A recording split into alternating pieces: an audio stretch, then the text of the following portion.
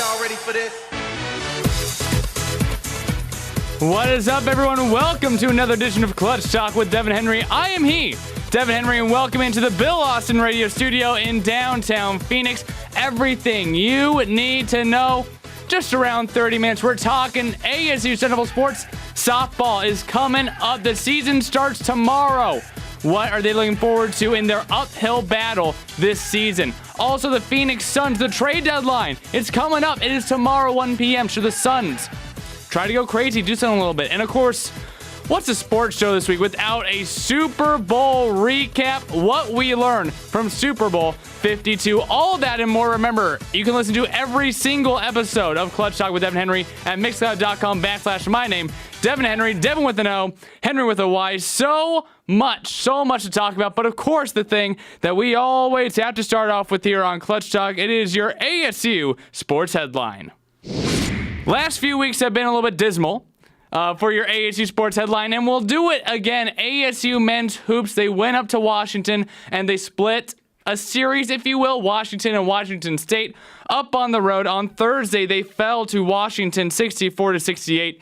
Yeah, on Sunday, they took the win against Washington State 88-78, but the big story there is ASU, who dropped all the way down to 25, taking another loss against an unranked Pac-12 opponent. ASU has officially dropped out of the top 25. They have received votes, only 17, though. They are behind Washington now in those vote gettings.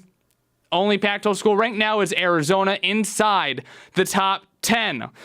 So as much as you want to go talk about and have fun with the 88-78 win over Washington State, you have to go back and look at that Washington loss, because that is exactly what bumped them off of the top 25. Now, only a 10-point win against Washington State also won't necessarily help you, but that loss against Washington, who may soon be ranked if they keep up their going, as they also did beat U of A. They might be ranked here soon, but nonetheless, ASU in 2018, since that calendar year change, they have lost all 5 of their weekday games. That's their Wednesday, Thursday games. Not a single weekday game has been won by the Sun Devils so far. Coach Bobby Hurley, after the loss against Washington, talked about what's kind of seemed to be going wrong here with ASU men's hoops.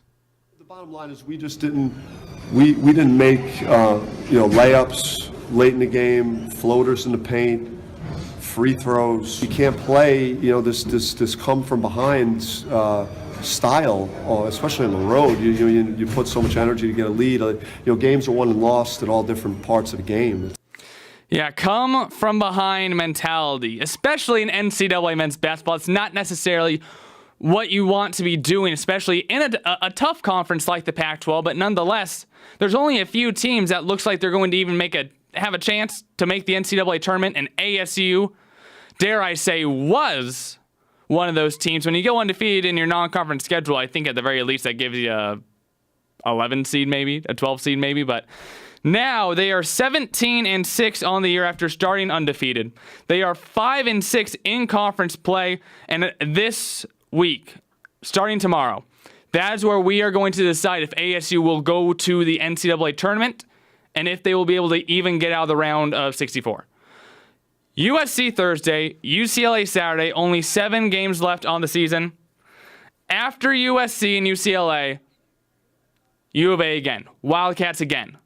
If you cannot put up a good, strong fight, if you can't go and score over 80 and into the 90s against U of A, you are proving that you are not going to be a contender in this year's NCAA tournament, and that starts this week.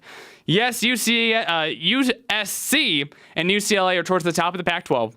USC is one of the top in the Pac-12 right now, where ASU arguably should be. But if they cannot figure it out against these California schools, I mean, I don't want to say that the season is over or anything, but the season is not looking good. ASU has crumbled in conference play in the Pac-12. I mean, one of the things that we love to look at was that they were scoring almost 90 a game. They scored in triple digits. They were constantly scoring 90 to the point where we thought that they were going to end the year in double digit amount of times being triple digits. And now, since then, they have not scored over 90 points a game. And then also, since they're scoring like I said, has dropped, not just the team as a whole, but Trey Holder and Remy Martin as well. Their free throw shooting, their field goal percentage, that has gone down as well. Their rebounding has gone down as well. Everything is kind of starting to fall for the ASU Sun Devils on the men's basketball court. They have to figure it out this week. Tomorrow, USC, Saturday, UCLA. They're both top 5 in the Pac-12.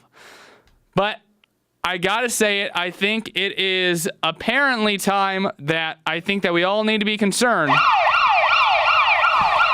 I'm throwing out the panic button a little bit here. If they cannot take down, fairly convincingly may I add, USC and UCLA, NIT maybe? Go to the CIT maybe? I mean, if you go to the NCAA tournament, the way that they're playing right now, there's no chance you go to the round of 32. I asked you guys on Twitter. I'm saying panic button. But what about you guys? Do you guys think it is time to hit the panic button on ASU men's basketball? 60% of you guys saying, nah, they got some fight left in these final 7 games, but 40% of you guys saying, blow it up. Time to go. Season's over. We'll see here. I got the panic button on. We will see against these California schools before they take on U of A next week if they got any fight left. Let's move away from the hardwood. Let's move to the diamond. All you guys are excited for spring training. I know it, but it starts before spring training. We have good action before spring training starts. Number 23 in the nation right now, ASU softball, will be taking the field here in just 24 30 maybe hours. It's coming close. ASU softball season about to start up. Last year they were 31-22. They went 19-5 non-conference, and then kind of like where volleyball tends to go off at 9-15 in the Pac-12, one of the tougher conferences, like we always mention in NCAA sports. They took a loss in regionals. They're trying to get over that regionals hump. They can't really seem to do it. Last year, 3 Pac-12 schools out of the 8-team NCAA College World Series were in that. 3 of the 8 teams were Pac-12 schools in the softball College World Series. Now there's 4 Pac-12 schools who are currently ranked higher than ASU softball. Head coach Trisha Ford, she's in her 2nd year with ASU softball. You end year number 1 ranked 23. You start year number 2 ranked 23. And it's an uphill battle from here. Can you move up into the top 20, 15, try to work it to 10? You lost some star seniors. You lost Chelsea Gonzalez, who was quite arguably someone who really helped ASU stay atop inside the top 25 rankings and help them beat a lot of good Pac-12 schools in those 9 Pac-12 wins. But it ain't going to start easy. Like I said, it's an uphill battle. They will start this year by playing number 12 Tennessee here at home. But one good thing, not just for you guys, but for softball as well, that 20 of their 25 non-conference games will be in Tempe. 20 out of 25 non-conference and tournament games will be inside the state of Arizona. There's going to be a couple a little bit outside Tempe, but 20 out of 25 in Arizona. Those other 5 will be in California at the very least. So, if you want to head out, have a little bit of vacation, maybe around spring break, maybe take a second spring break, or maybe a spring break before spring break. Head out to California and support your Lady Sun Devils on the Diamonds. And, of course, the Littlewood Classic going to be here in Tempe. Again, Pac-12 Network will be actually broadcasting a number of those games in the Littlewood Classic. Let's talk about this season, though. ASU was strong on the individual bats last year. But as a team, under 300 batting average. So that's one thing to work on, of course. ASU was the last in the Pac-12 in extra base hits, meaning second in doubles and triples, I should say. They were dead last in doubles and triples combined in the Pac-12. It was singles or it was home runs with Chelsea Gonzalez or whatever, but they were 4th. They were 4th in the Pac-12 in home runs. It's a matter of consistency this year. Can Coach Ford train these bats to get over 300 as a team and be able to constantly be getting doubles, throw a few triples, just to the very point where they're not last in the NCAA in that category? Their ERA last year was 3rd in the Pac-12, and if you want to make it past regionals, it's going to be against number 12 Tennessee. Are you ready to make it past regionals? Well, it's going to start very, very early as they take on Tennessee. That is tomorrow, guys. Tomorrow's just over 24 hours away. Now let's move to the pool. Man, a fun day. We're going hardwood. We're going diamond. Now we're going to head to the pool. The Devils ruling the pool when it comes to number 6 in the nation, water polo. Now, No Pac-12 in water polo. No Pac-12. It is the Mountain Pacific Sports Federation. Not Pac-12, Mountain Pacific Sports Federation. All 17 NCAA water polo, women's water polo championships have been won by either USC, UCLA, or Stanford. Those three schools are 17-0 in the NCAA championship game, and they are all in the Mountain Pacific Sports Federation. Yeah, so ASU, as always, is going to have an uphill battle, but nonetheless, they start the season in the top 10, and they hosted this year the Cross-Conference Challenge that was at Mona Plummer. So last year, they're 20-7, 3-3 in conference. Last 3 years, they lost in the conference quarterfinals, and they never made it to the NCAA championship in the last few years. Here is where things will start to change, though, in my mind at the very least, is that you go out, and at the very start of the year, they're taking on almost half a dozen ranked opponents to start things off. What better way to knock off the rust than to be taking on schools about as good or even possibly better as you? They started things off going up against number 20 Princeton. They won that game 14-9. I was at that game, though, watching, and I'm going, phew. They started off a little bit slow, mind you. They started off just a wee bit on the slow side, but they picked it up and took down Princeton. Then, sadly, in Game 2, they were taken down by Hawaii, who is going to be a top 5 team currently ranked in NCAA water polo. Sun Devils tried to come from behind, but they ended up losing 9-10, but they're on the edge. They are on the edge. If that's a top 5 team and you lose by 1 in a comeback, you're on the edge of also being a top 5 school in NCAA water polo and trying to hop into that NCAA tournament finally and try to fight for a championship. But nonetheless, they also beat the number 16 seed and the number 21 seed in that tournament. Earlier this year, they've already beaten the 25, the 13, and the 8. So, in recap for ASU Water Polo, who is now 6-1 on the year, they beat number 20, they beat number 25, they beat number 21, they beat number 16, they beat number 13, they beat number 8, and they lost to number 6. So 6 wins against ranked schools, 1 loss against ranked schools. You can't quite complain yet. So nonetheless, ASU Water Polo is having a little bit of fun. But once again, I want to know what you guys think, and I want to hear what you guys want to know. Be sure to be following me at Devon Henry 77 and at Clutch.ASU. Participate in our weekly polls, and be sure to be sending me what you guys think. ASU Water Polo, most dominant spring sport. ASU Softball, are they going to be picking things up against Tennessee? I want to know.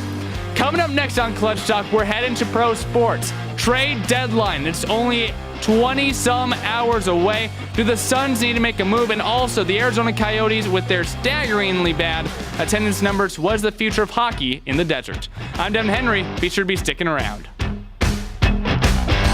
Rising up, the falling down. I should have stopped, but I didn't. You're listening to Clutch Talk with Devon Henry.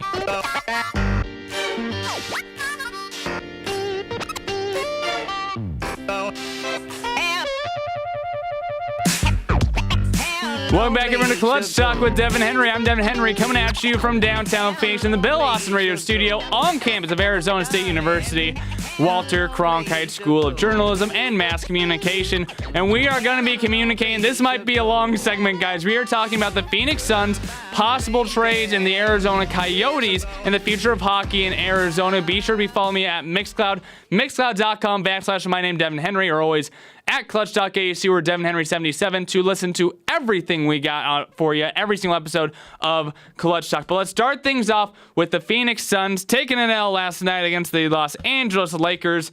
I mean, it was tied at halftime at least. I mean, no D-book. It was tied at halftime at 57, but nonetheless, it lost 112-93. TJ Warren threw up 24 points. Josh Jackson, boy, all who's saying that he is a bust, I don't think so. 16 points, a double-double. He had 20 points in 4 straight games before this Los Angeles loss. But let's talk about what is kind of buzzing in Phoenix. It's not really that big of a thing, but there's been quite a few articles out there talking about if the Suns should go for someone, if they should get someone, how they would go to acquiring someone, with a trade deadline being 1 p.m. Mountain Standard Time, Arizona time. And that's going to be tomorrow, so we're only a few hours away. So let's think about the biggest holes for the Phoenix Suns. Number 1, the center position. I know that the Golden State Warriors are trying to rid the center position across the NBA, but nonetheless, I think that the Detroit Pistons with Andre Drummond and now Blake Griffin will show us that it is very important to have big powerhouses on your team. I think it's so important nowadays. You can't have Draymond Green starting at center every single game, you know? But the issue here is Tyson Chandler. He's past his prime. I like him as a leader, and he goes out like he had 14 boards last night against the Lakers. He goes out and he does his job. But it's a big contract. It's about $14 million. Suns kind of want to shed that off. Alex Len, the backup, or sometimes starter. It depends on how Tyson Chandler's feeling that day, I think. Nonetheless, he's going to be a free agent at the end of the year, and he has stated that he either wants to be a starter or a backup on a winning team, which I think we can agree is probably not going to be the Suns next year. So you might end up losing both of your centers at the end of the year. So there's a hole there. How about the point guard position? Devin Booker has been having that position. I mean, you have Tyler Ulis. I like the kid. I like his youth. I like his spunkiness. But he's definitely not starting point guard right now. So that's a spot that a lot of people are going to be questioning. But you have to remember that Brandon Knight is still on this team. So Brandon Knight will be coming back when he comes back from injury, and don't worry, he is going to be coming back, and the Suns will probably not be benching him. He still has over $30 million on his contract over the next 2 years. They had Mike James earlier in the year. I really liked Mike James. I really did. But they ended up tossing him aside, so he's not with the team anymore. So, with all that being said, you got issues at the point guard. You have not a lot of depth in the center. And then power forward spot, you kind of have Dragan Bender kind of sliding in there with Josh Jackson kind of. So, I mean, they're young all around, and we know that. But there was a trade rumor for the Orlando Magic's Aaron Gordon. Now, story with Marquise Chris. He was suspended 1 game after a confrontation with one of the coaches. He didn't come into the season in shape. Coach Jay Triano talked about how he's still not really 100%, it seems like, from where he was last season. He just didn't stay in shape. So there's already talk there, like, Marquise Chris, he's not huge for the team. He hasn't been working out like he should be. He's having confrontations with coaches. Get rid of him. He could be a part of a trade package with someone like Aaron Gordon, a power forward that the Suns really kind of need right now, because right now is Marquise Chris with Dragan Bender, really, and there's not a lot of consistency at that number 4 spot. So the 1, the 4, and the 5, inconsistent, not a lot of depth. So what do you do there? Aaron Gordon could fill the power forward spot if you trade for him. Here's the issue with Aaron Gordon, though. You would need to give up a first-round pick. His contract ends at the end of the year. And when it does end, he'll be a restricted free agent, but he will want max money. He will want max money, which is going to be a huge deficit for the Phoenix Suns. When I first wrote this up for the show, I said, here's what I want to do, okay? We're going to talk about how this is not a good trade. It's not going to happen even. It's not that great of a trade. Forget it. And as I started digging a little bit deeper, I realized there is only 3 players in the regular rotation over the age of 24. Troy Daniels, who's 26. And then you have Tyson Chandler, who is somewhat older. And then you have Jared Dudley, who is also somewhat older. And there's been talks about getting rid of Jared Dudley, who's been with the Suns for a very long time, if you count both of his stints with the Phoenix Suns. And then also getting rid of Alex Len, possibly, because his contract's going to be up soon. And then also Tyson Chandler. So, actually, Aaron Gordon's only 22. He's very good. He's a great dunker. Currently injured right now and will not be in the dunk contest. That might actually be a good trade. You fill in a spot at the power forward position. You give up a first-round draft pick. Now, I have been praising and I have been preaching. You got to follow through with your young guys here. That's the whole point of this thing, is following through with your young team, developing them, and hopefully one day becoming a strong powerhouse in the Western Conference by raising up Tyler Ulis and Devin Booker and Dragan Bender and Alex Len. But how much longer is this going to take? Another first-round pick, you get another, 19-year-old? Maybe 20? Josh Jackson is super young as well. So how much longer is it going to take for that first-round draft pick to develop along with D. Book and Josh Jackson and the rest of them? Maybe you should give up that first-round pick for a 19-year-old for a 22-year-old established Aaron Gordon to fill up a spot that you're really not 100% on right now. So while I think that would be a decent pick, It's just not likely to happen because you're gonna need to give Aaron Gordon max money. You already know you're gonna need to give D Book max money. You need to shed the contract of Tyson Chandler. I don't know who else is gonna take that contract though. But I think at the end of the day, if the Suns are able to squeak something out to get Aaron Gordon involving a first-round draft pick, which is gonna be a lottery pick, shoot. Go for it. Because right now it's already taking a long time. You're losing your fan base. And quite frankly, we'll talk about this later in the semester, but Devin Booker is seeming to get a little bit frustrated on this losing team who is now 18-37 on the year. I think what else the Suns need, though, something important that I think they're lacking, that was kind of my complaint with the 76ers last year even, is that I think you need to trade for somebody that is a veteran on your team, but still is scoring. They're a leader on the court and off the court. It's tough to do that with Jared Dudley and Tyson Chandler because they're not in their prime anymore, and they're really not that strong of players. So if you're able to get someone young, a 22-year-old Aaron Gordon, boom, that's great. You can get a young star to fill up one of your power forward slots. Then how about in the center position? Then maybe you can get a good quality, maybe I shouldn't say LaMarcus Aldridge, but a LaMarcus Aldridge character who is powerful on the court, so can be a leader on the court, but then also off the court. So it's not just, this guy talks on the bench, but he never plays, he's not good enough. So I think that if anything goes down by the 1 p.m. deadline tomorrow, it needs to be either one for a young power forward to kind of help fill up that slot, maybe send off Marquise Chrisson, that first-round draft pick, or a veteran who can also fill up maybe the 1, the 4, the 5 spot, who can also help you veteran-wise. We will all find out, though, before the Phoenix Suns host the San Antonio Spurs.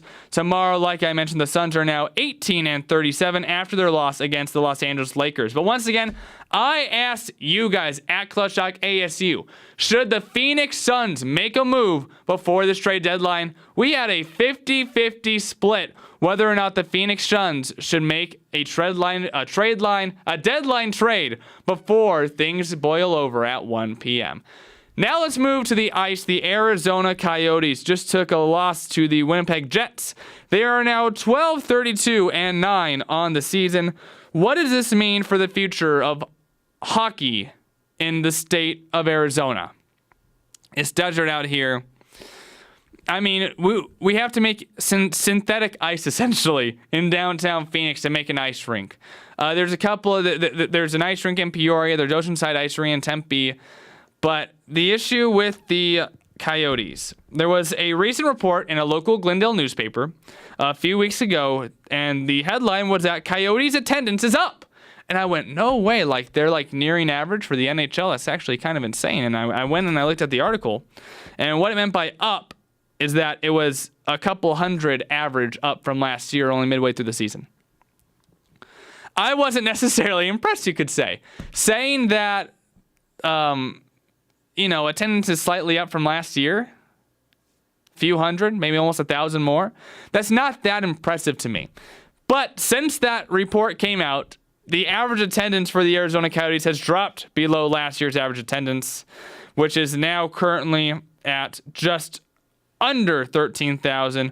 It is currently at 12,940. The graph that was shown on that report has actually shown a steady decline in attendance from their 15,000 mark in 2006.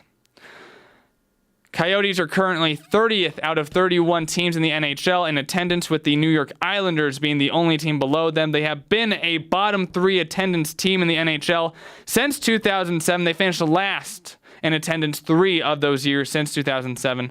There's been a drift between the city and the team with the contract. The city lost over $130 million of taxpayer money on the team over the last 10 years, which is according to the city. The contract gives the team 100% of parking revenue, concession sales, merchandise sales, and ticket surcharge profits, which is ranked as one of the best contracts for the team in the NHL. Will the Coyotes stay in Arizona? That's something that has been questioned for a number of years.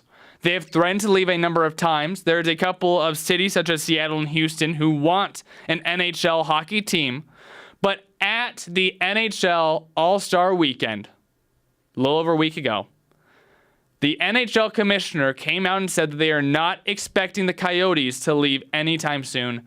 The state of Arizona. Glendale, maybe, maybe not. They did not meet their December 31st deadline to apply to end their contract, so they will be here for the 2018-2019 season as well. But Glendale doesn't want the team. I think that's apparent. They've lost $130 million. That's taxpayer money, city money, over the last 10 years. That's $13 million a year. The people of Glendale, they're lowest. We are the lowest in the NHL 3 years over the last decade. Second lowest currently in attendance this season. So what does that mean for the future of hockey? There's been no apparent deals even in talks, to be quite frank, in the moving of the Arizona Coyotes beyond the Tempe location with ASU, which ended up crumbling towards the very start after they showed off a picture of what it would look like, which honestly looked beautiful, and I thought it would be a great idea to move it to the East Valley. ASU hockey is keeping hockey in the desert alive. ASU, regardless of the end record this season, is helping Arizona maintain ice hockey status. Because when you look at ASU hockey, they have one of the best recruiting classes in the nation. Because when it comes to college hockey, if you're not good enough for Denver, you come to ASU. Because there's nothing else here on the West Coast for NCAA hockey. And people love their hockey in Arizona nonetheless. They bust over kids from Tempe to come to the ASU Quinnipiac game. Hockey in Arizona is still alive, but not in Glendale. Hockey in Arizona is still manageable, but not in Glendale. Back in the olden days when they were the Phoenix Coyotes, I said you need to change the name to the Glendale Coyotes because that's the city losing all the money. Maybe, if the city of Phoenix and the city of Glendale work together, maybe. But at the end of the day, it's at Westgate. Glendale's done a great job with Westgate as well, bringing people to Westgate. I just don't see hockey in Glendale much longer. Hockey in Arizona, because of the success of Coach Greg Powers and ASU Sun Devil hockey, I think that hockey will stay in Arizona. There will be an NHL team in Arizona past 2019 playoffs. That's at the very least what I think. The Coyotes will be playing the Minnesota Wild tomorrow. They are 12-32-9 on the season and will be staying in Glendale for at least one more season. But once again, guys, I want to know what you guys are thinking. I want to know what you guys have to say about hockey in Arizona. Tweet me at Devon Henry 77 or at Clutchtalk ASU. What do you think about hockey in the desert? Coming up next, what we learned from that fantastic Super Bowl. There's some people doubting this game. I loved it, guys. We're going to talk about that next year on Clutch Talk.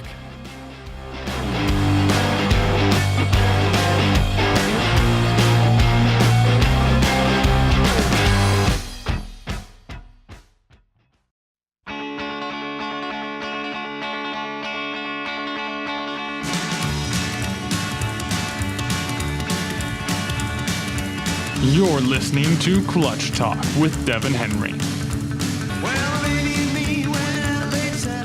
Welcome back everyone to Clutch Talk with Devon Henry. I'm Devon Henry, coming at you live from the Bill Austin Radio Studio in downtown Phoenix. Guys, Philly, the Philadelphia Eagles are Super Bowl champions.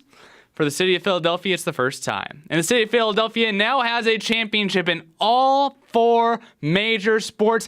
And let me tell you guys, it was a fun game. If you didn't see it,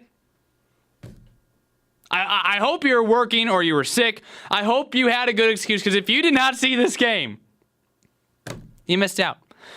This game was so much fun, guys. The Eagles, being the Patriots, 41-33. People thought I was crazy. I was telling people, man, this thing, I had 38-34. And I said Patriots because, I mean, I can't go against the Patriots. And it really stinks because as much as I liked Nick Foles and the team that the Eagles had, you know, they were underdogs in every game for good reasons. Because, you know, you have a team against the Atlanta Falcons in that first game where you're going, I just don't know about these guys. I'm not sure if they can get Nick Foles and the team together and they will be ready to combine forces, if you will, and have good chemistry to go out and win this game. And they just slid out. They just slid out against the Falcons, just barely. Then you got to go up and you got to take on the Vikings. And I'm like, Case Keenum ain't no superstar, but this team has been behind him the whole way, and they've been good. The Vikings have been really good. They had a stellar defense, and then Case Keenum could lead the offense, and they got demolished by the Eagles. And I'm going, you know what? I have faith in the Eagles. I think they can do it, but now they got to play Tom Brady, and I don't think I'm full for him. But nonetheless, everyone thought I was crazy. Like, they're going like, you think this is going to be a shootout? I'm like, yeah, it's going to be a shootout. You have two of the best offenses in the NFL, where you have Tom Brady, and then you have Nick Foles over there. I'm going, there's no chance. There's no chance that these guys don't score at least 30, and I was wrong because one of the teams, the winning team, scored 40. It was a shootout, and I think that the number one thing that came from this is that there was no defense. I tell you guys what, there was defense. People say that this game was won by the only defensive stop of the game. You know what? Okay. There was one combined punt by both teams. There was one combined sack by both teams, which was towards the end of the game. And this had the most combined missed PATs in Super Bowl history. Least amount of sacks, least amount of punts, and then most missed PATs in Super Bowl history. I get it. But these are the best offenses, essentially, in the NFL. If you're going to beat the Patriots, you have to outshoot them. And that is exactly what the Eagles did. The Patriots scored 33. I think that was about how much they were going to score. And you're going to have to outshoot them because you're not going to stop the Patriots. You're not going to. You can have the best defense in the NFL, and you're not going to stop the Patriots. Jaguars.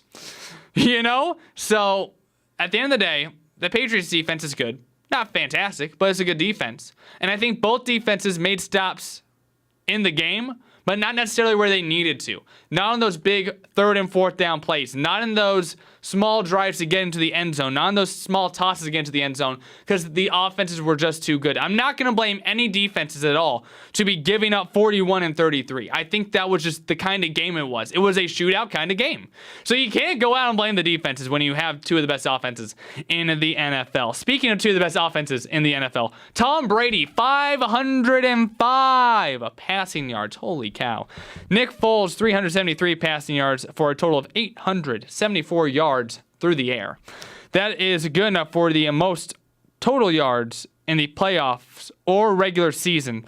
Over 1,100 total yards, over 800 of those 1,100 yards coming in the air. That is the most yards in a game, total yards in playoffs or regular season NFL history. How is this not a good Super Bowl, guys? Stop complaining. This was a fantastic game. I mean, every single play. The play calling of this game was fantastic. I mean, you had the Brady pass, and by that I mean the pass to Brady. You had the Foles pass, meaning the pass to Foles. You had fantastic straight down the middle passes. You had fantastic work going around the lines on handoffs. I mean, every single play, you didn't know what was going to happen. You didn't know if the offense was going to break through that defense. You didn't know if Tom Brady was just going to nail a receiver, and then, like Gronk did on that final drive, he dodges a defender and then goes out of bounds to get extra yardage for that eventual try to do a Hail Mary. The play calling was fantastic. The play execution was fantastic. But I think that out of all the offense that we had, it came down that something that everyone will remember is the Brady pass versus the Foles pass. It was so, I could not stop laughing. You had Tom Brady. I mean, it was a fantastic play. And I think that that both teams got the play from the same team a couple of years ago with the Chicago Bears against the Minnesota Vikings. Is that Tom Brady hands it off, and usually after a quarterback hands it off, they sit there. So Tom Brady sat there for like half a second, runs out. He is wide flipping open over on the right side of the field. They pass it to him. Okay, I get it. He missed it. He has stitches in his hand. I'm not going to let that be like a thing where it's like, oh, he has stitches in his hand. Excuses. I think that the pass was a little bit overthrown. The biggest threat with throwing to a quarterback is the fact that the quarterback's not throwing at someone else. I think the pass was a little bit overthrown for an extremely wide open receiver. But if Tom Brady would have caught that would have been a touchdown. If Tom Brady would have caught that, this game would be completely different. If Tom Brady would have caught that, the Patriots might have won this game. But instead, a couple of drives later, it is Nick Foles. Go back and look at them, guys. No one has mentioned this. They are identical plays. They are identical plays where you pound up and you just cluster up the left side of the field, and then you have your quarterback get the snap and then hand off from a back coming from the right side. The quarterback slowly walks over to the right side of the field where nobody is. Nobody. And then they run and they're wide open. They were identical plays, but only one of them made it. And now that one that Nick Foles caught is going to be going down as one of the greatest calls ever. And for those of you who don't know the Philly special, what they called it, they've had that for almost a month. They were thinking about using it against the Vikings, but the issue is that, they said that the Vikings might expect it coming because that's where they got the play from, was against the Vikings. Go back and look at that score. They didn't need to use a trick play because that game was in hand.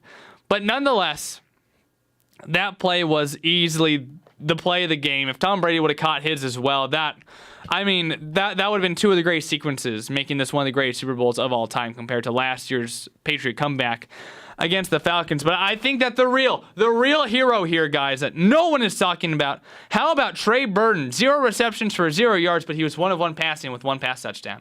Shout out to Trey Burton nonetheless. So what did we learn from this Super Bowl? First of all, we learned that when the most points scored by a losing team in Super Bowl history happened, that it was a good game, 33 points to 41.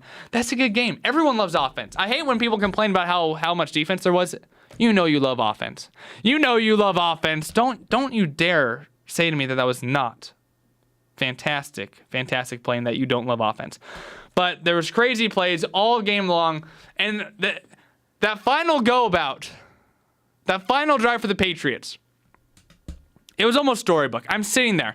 I knew for a fact after the Tom Brady fumble, I knew I should have went to Vegas. Because I knew for a fact that what was going to happen, the Patriots defense will stop the Eagles. The Eagles will settle for either no touchdown or a field goal. The Patriots will get the ball back. It'll be inside the 25-yard line if it's not a touchback. And that's exactly what happened. Philly gets a field goal. Patriots get a ball and try to do a reversal on the kickoff, and it did not work whatsoever. They get the ball near the 10-yard line, essentially. And then the Patriots offense cannot get by the defense. The defense for the Eagles stopped them. They got them on 4th down. And on 4th down, I went, Tom Brady's going to complete a pass. It's going to be first down. No question. This is the story, guys. This is the storybook of Tom Brady. We all knew that 4th down wasn't going to be the end. We all knew it wasn't going to be a turnover on downs. Tom Brady completes a pass. And then all of a sudden, click, click, click, click. Passes start going. Passes start getting caught. And they move up until it is time for Hail Mary. Near midfield, not that close though. Tom Brady's got an arm on him. Snap goes. You see the defensive line cluster on him. You see him get hit. And every single Phillies fan, the second that Tom Brady's head popped out of that little cluster there, and he was not sacked, went, oh no. No. Everybody knew that the second that he got out of that potential sack with 4 seconds to go, that Brady was going to have a good chance to toss that thing to someone downfield, and it was going to be in the end zone. I mean, that had to have been the longest 9 seconds for Philadelphia Eagles fan. Tom Brady doesn't get sacked when it looked like he's going to. The pass flies up in the air. Waiting. Pass comes down. It goes off of a defender, pops in the air, and you're going, oh my gosh, if a Patriot catches this, I'm just going to cry now. Because Tom Brady should have been sacked. It should have been deflected down, instead it was deflected up. And now there's a chance for the Patriots to get it, and luckily enough for Eagles fans. I mean, that was the longest 9 seconds of a Philadelphia Eagles fan's life right there. You can take away all the tough years a few years ago. That was a long time, but those 9 seconds were a long, long time. What else did we learn? Well, we learned how important defense really is. When you're playing, I mentioned 2 of the best offenses in the game. It was the defensive stops. It was defense on the Hail Mary. It was defense giving Tom Brady pressure just about the entire 4th quarter, to be honest. And at the end of the day, while people complain about the defense, I thought it was fantastic. I thought that against these 2 teams, it was fantastic. So what did we learn? We learned that just because you don't like it doesn't mean it's good. It's not good, I should say. But what else did we learn? We learned that there might be a few retirements. No, not Tom Brady. Rob Gronkowski left the door open. And more importantly to me was Nick Foles. You have Carson Wentz, right? Carson Wentz is coming back eventually. But he has a very intense tear. There's a chance that he's not back to start off the 2018 season. So what is the future of Nick Foles if Carson Wentz comes back on time, or if he doesn't come back on time? Nick Foles is getting paid, guys. Nick Foles is getting paid if he doesn't get traded, because his contract expires at the end of next year. He's getting paid by someone. Here on the 6 on SportsCenter, while he was at Disney World, so lucky. Here's what Nick Foles said about his future with the Philadelphia Eagles. You know what? I haven't even thought about it, and I'm not even going to let my mind go there just because it's about the journey, it's about the people. I'm not worried about my future as a player. I mean, I was going to retire 2 years ago, so who am I to sit here and, think about that right now? We just won the World Championship, the Super Bowl champs. I'm going to just really embrace this with my family, my teammates. I mean, what else can you expect him to say? Maybe he's back. Maybe he's not going to be back with the Philadelphia Eagles after his contract is over. Maybe he retires after Carson Wentz comes back. But it's so tough to have two fantastic... I mean, you now host one of the greatest young quarterbacks in the NFL right now and the Super Bowl MVP. What are you going to do? I think you got to stick with Carson Wentz. Because how do you not stick with your young talent that you have, as opposed to Nick Foles, who might be retiring soon? That Carson Wentz contract, if that's up in the amount of time that Nick Foles stays, maybe he wants to leave because he wants to be a starter somewhere. Because Carson Wentz has the talent to be a starter on, like we saw, a playoff and Super Bowl contending team.